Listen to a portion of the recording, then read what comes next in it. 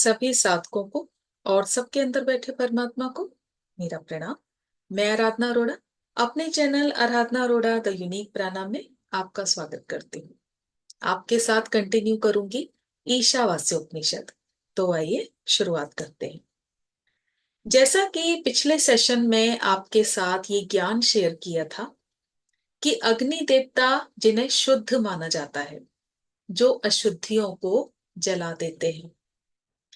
तो यहाँ पर जो ऋषि हैं वो अग्नि देवता से प्रार्थना करते हैं कि हे अग्नि देवता, मेरे जितने भी पिछले कर्म हैं आप उन्हें जला दो, क्योंकि ये पिछले कर्म ही तो हैं जो ईंधन का कार्य करते हैं।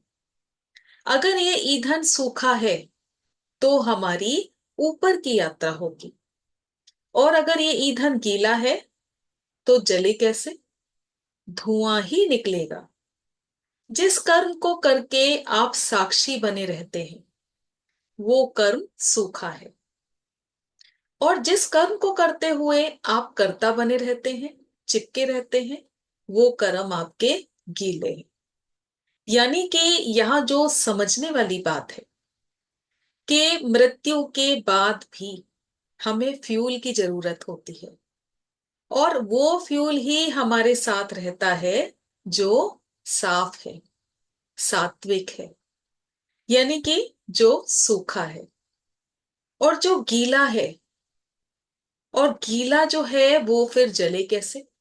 उसमें से सिर्फ धुआं ही निकलेगा। तो यहां ये समझने वाली बात है, जिन कर्मों के हम साक्षी बने रहते हैं, और जब हम साक्षी बने रहते हैं, साक्षी यानी कि दृष्टा भाव, जो भी आप कर्म करते हो उन्हें पूरी दृष्टा से जागते हुए देखो। और जब हम अपने ही किए कर्मों के प्रति अवेयर रहते हैं तो क्या गलत कर्म हो सकते हैं? नहीं, क्योंकि जब हम दृष्टा भाव रखते हैं तो फिर हमें पता होता है कि हमने कौन से तो सही कर्म किए और कौन से कर्म हमें नहीं करनी। साक्षी भाव ये भाव होता है। तो फिर वो कर्म हुए सूखे कर्म। और जिन कर्मों के साथ आप चिपके रहते हैं, जिन्हें बार बार आप करते हैं, यानी आप उन कर्मों को सूखने ही नहीं देते। जैसे कि झूठ बोलना, क्रोध करना, हिंसा करना, बदला लेना, और बहुत से इस तरह के गलत कर्म जिनके साथ आप चिपके हुए हैं, जहां पर अहंकार आ जाता है, कर्ता भाव आ जाता है, मैंने सब कुछ किया, यानी कि आप उन कर्मों के साथ चिपके रहे, वो हुए आपके गीले कर्म। तो अब यहां पर ऋषि जो प्रार्थना करते हैं वो यही करते हैं कि अग्नि देवता, आप तो इतने शुद्ध हैं, तो आप मेरे इन कर्मा को जला दें। लेकिन वहां पर साथ साथ इस बात को भी स्पष्ट किया गया है कि गीले कर्मा आखिर जलें कैसे। यहां ऋषि समाधि अवस्था में है, यानी तप की प्रक्रिया में गहरे हैं। तो जब हम भी अपनी ध्यान की अवस्था में होते हैं तो हमें ये कोशिश करनी चाहिए कि हम भी अवेयर रहें, ध्यान में भी अवेयर रहें। तभी मोस्टली साधक जो ध्यान करते हैं, तो ध्यान करने के बाद उनको ये याद नहीं रहता कि ध्यान में उन्होंने क्या क्या विजन देखे। तो ध्यान की साधना जब आप करते हैं तो आप कोशिश करें कि ध्यान करते हुए भी आप अपने अंदर दृष्टा भाव रखें, ताकि जो भी विजन घटित हो आप उनको देखें। और ये प्रक्रिया एकदम से शुरू नहीं होती। धीरे धीरे जब आप ध्यान की प्रक्रिया करोगे, प्रतिदिन करोगे, तो ये अवस्था भी आने लगती है। अब यहां ऋषि समाधि अवस्था में है, तप की प्रक्रिया में गहरे हैं, तो अब ऋषि सिर्फ प्रार्थना ही कर सकते हैं। परमात्मा का अमृत जो निरंतर बरस रहा है, बस हमारा पात्र उल्टा है। बस इस पात्र को सीधा करना होगा। और अमृत भरने लगेगा। परमात्मा की कृपा उसका स्वभाव है, यानी परमात्मा की कृपा तो हमारे ऊपर बरस ही रही है। निरंतर साधना करने से, गहरे ध्यान में प्रतिदिन उतरने से निरंतर तप की प्रक्रिया का आरंभ हो जाता है। जैसे कि ये कहा जाता है कि ऋषि मुनि महान संत जो तप की प्रक्रिया में है। अब ये जो मैंने अग्नि देवता का बताया कि कोई भी शुभ कर्म करने से पहले हम हवन करते हैं, हम यज्ञ करते हैं, लेकिन जो सात्विक यज्ञ है वो हमारे भीतर ही चल रहा है। जब आप गहरी साधना करते हैं तो कहा जाता है कि आप गहरे तप कर रहे हैं, और तप करने से ये जो अग्नि देवता है, ये जो अंदर का ताप है, ये व्यर्थ के कर्मा को भस्म करने लगता है। व्यर्थ इस अग्नि में जलकर भस्म हो जाता है। अब जितने भी आपने पाप किए, हिंसा की, गंदे कर्म किए, यानी कि ये सब गीले कर्मा है, गीला ईंधन है। और जैसा मैंने कहा कि सब कुछ अग्नि देवता में जलकर भस्म भस्म हो जाता है, यानी यहां इस बात का अर्थ ये है कि जैसे कि आपको क्रोध बहुत आता है, लेकिन आप तप की प्रक्रिया निरंतर कर रहे हैं, तो धीरे धीरे जब ये साधना होने लगती है तो और कोई ऐसी स्थिति आती है कि आपको उसको देख के ही क्रोध उत्पन्न होता है, लेकिन उसी मिनट आपको ये भी समझ में आ जाता है कि इस स्थिति में क्रोध करना ठीक नहीं। क्यों ना इस स्थिति को संभाला जाए, मौन हुआ जाए। और जहां आपने कुछ इस तरह का कर्म किया कि सब आपकी प्रशंसा कर रहे हैं, उस समय आपके अंदर अहंकार उत्पन्न होने लगा। वहां भी फौरन समझ में आने लगा, क्यों ना सिर झुका दिया जाए। तो इस तरह से ये जो व्यर्थ की क्रियाएं हैं ये जलकर भस्म हो जाती हैं। ये जो व्यर्थ की वासनाएं हैं वो जलकर भस्म हो जाती हैं। इनको अलग से आपको खत्म नहीं करना, स्वयं ही इनका अंत हो जाता है। तो जागरण अगर आ गया धीरे धीरे अभ्यास करने में, तो जीवन में अवेयरनेस आ जाती है और सत्य के दर्शन होने लगते हैं। साधना घोर तप करते हुए बहुत से रहस्य धीरे धीरे करके सामने आते हैं। कितने ही हम अनंत अनंत यात्रा करते हैं, फिर भी हमेशा ये यात्रा शेष रह जाती है, क्योंकि हर जन्म में कर्म बंधनों में फिर से बंध जाते हैं। क्योंकि हर जन्म में अवेयरनेस जब तक आती है उससे पहले आप कर्मा बना चुके होते हैं।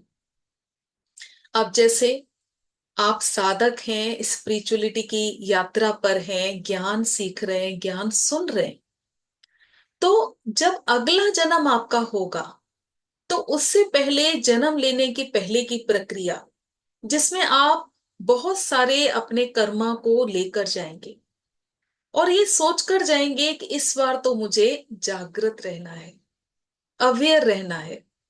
लेकिन फिर से इस दुनिया में आकर कर्म बंधनों में आप बंध जाते हैं।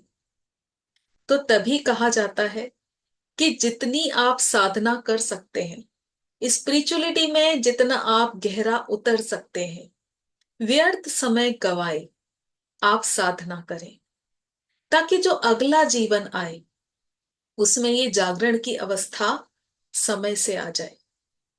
और जो आप व्यर्थ के जो कर्मा क्रिएट करते हैं वो कर्मा करने से आप बचे रहें। पूर्ण से पूर्ण बाहर निकल आए फिर भी पीछे पूर्ण शेष रह जाता है। पूर्ण में पूर्ण लीन भी हो जाए तो भी पूर्ण उतना ही रहता है जितना वो था। जिंदगी तो हमें बहुत से लेसन सिखाने आती है, हर पल हमको जगाया जाता है। आप देखें कि अवेयर होने से पहले, स्पिरिचुअलिटी की यात्रा शुरू होने से पहले पिछले अपने जीवन पर आप एक बार नजर मारें, तो बहुत से ऐसे पल आए होंगे जब आपको जागरण अवस्था जब आपके जीवन में आई होगी, जब जागरण ने दस्तक दिया होगा। बहुत सारे लेसन आपके सामने आए होंगे, लेकिन हम ठीक उसका उल्टा करते हैं। हम लेसन लेने की बजाय जिंदगी को ही लेसन सिखाने में लग जाते हैं। बस यहां यही गलत हो जाता है कि हम उस स्थिति में अवेयर नहीं हो पाते। जैसा मैंने अभी कहा कि हम ये सोच कर आते हैं कि इस बार हम जब जाएंगे तो अवेयर ही रहेंगे, जागे हुए रहेंगे, लेकिन इस दुनिया में आके हम सब कुछ फिर से भूल जाते हैं। तो वो पल आए, बार बार आए, लेकिन हम जागे नहीं। करने आए थे कुछ और कर लिया कुछ और। होश की यात्रा करनी थी, होश का दिया जलाना था, लेकिन फिर से इसी जाल में फंसते चले गए। हालांकि वो दरवाजा खटकाता है बार बार, किसी ना किसी तरीके से, और जगाने भी आते हैं, पर हम उसे गलत नजरिए से देखते हैं। यानी कोई हमारे जीवन में कोई ऐसा व्यक्ति आया, कोई ऐसा पल आया कि हमें ये इशारा दिया गया कि अब जाग जाओ, अब जाग जाओ, लेकिन हमने उस स्थिति को, उस इंसान को पहचाना नहीं। जिंदगी के लिए, जीने के लिए जो भी आपने रूल्स रेगुलेशन अपने लिए बनाए हुए हैं, जैसे कहते हैं कि मेरा तो ये रूल है, मैं तो बस इस स्थिति से बाहर नहीं निकलता, या मैंने तो ये चीज ठान ली, तो छोड़ दो सब कुछ और हल्के हो जाओ। क्यों भार संभालना है? क्या सिद्ध करना है? किसको सिद्ध करना है? क्योंकि अभी तो आप स्वयं ही मझधार में हैं, स्वयं ही बीच में फंसे हुए हैं। छोड़ दो। कितने बुद्धिमान हो, कितने आप विद्वान हो, सब कुछ छोड़ दो। पूरी तरह से शून्य हो जाओ। आरंभ में भी पूर्ण, अंत में भी पूर्ण, लेकिन मेरी जिंदगी में तो सब अपूर्ण, ऐसा आप कहते हैं। तो जिस तरह से मृग कस्तूरी कुंडली बसे मृग ढूंढे, कस्तूरी उसकी नाभि में ही है और वो ढूंढता फिरता है वन वन। सेम स्थिति आपकी है। आप अंदर से पूर्ण हैं, लेकिन अपने आप को आप पहचानते नहीं, स्वयं के दर्शन आप नहीं कर पाते। उपनिषद के ऋषि यही इशारा करते हैं कि जहां आपको अपूर्ण दिखाई दे, जिस चीज में, जिस व्यक्ति में, जिस परिस्थिति में आपको लगे कि ये अपूर्ण है, तो आपकी दृष्टि में ही अपूर्णता है। फिर ये यात्रा शुरू आखिर कैसे हो? करें कैसे इस यात्रा को कि हमें पूर्ण के दर्शन हो जाए? ऋषि ने जो पूर्ण की बात कही है, वह भीतर के पूर्ण को जानकर पता लगता है। और अंदर पूर्ण के दर्शन हो गए तो फिर बाहर भी पूर्ण ही पूर्ण है। यानी कि आपको जब तक आप स्पिरिचुअलिटी में गहरे नहीं उतरोगे, गहरे उतरने का अर्थ ये नहीं कि आप 24 घंटे बस अध्यात्म से जुड़ जाएं। गहरे उतरने का अर्थ है कि जिस ज्ञान को आपने समझा, जिस ज्ञान को आपने सुना, आपने उससे सीखा क्या? क्या वो सुनकर, वो समझकर आपके अंदर परिवर्तन आ रहे? क्या वो स्थिति अभी भी बनी हुई है जो बहुत पहले थी? तो यहां पर ये समझना है। और निरंतर जब आप ध्यान करते हो, अच्छे ज्ञान को सुनते हो, सत्संग सुनते हो, सेशन सुनते हो, तो धीरे धीरे बदलाव आने लगता है। हमें बहुत सारे प्रश्नों के उत्तर मिल जाते हैं। सबसे पहले तो ये कि हमारा जन्म क्यों हुआ, हम आए क्यों, करना क्या है। और अंत में जब पूर्णतः जाग जाओगे तो समझोगे, जानोगे कि सब कुछ वो ईश्वर है। मैं फिर करता क्यों था? मैं तो कुछ भी नहीं था। तो दूसरों पर कृपा करने से पहले सर्वप्रथम स्वयं पर कृपा करो। जागो।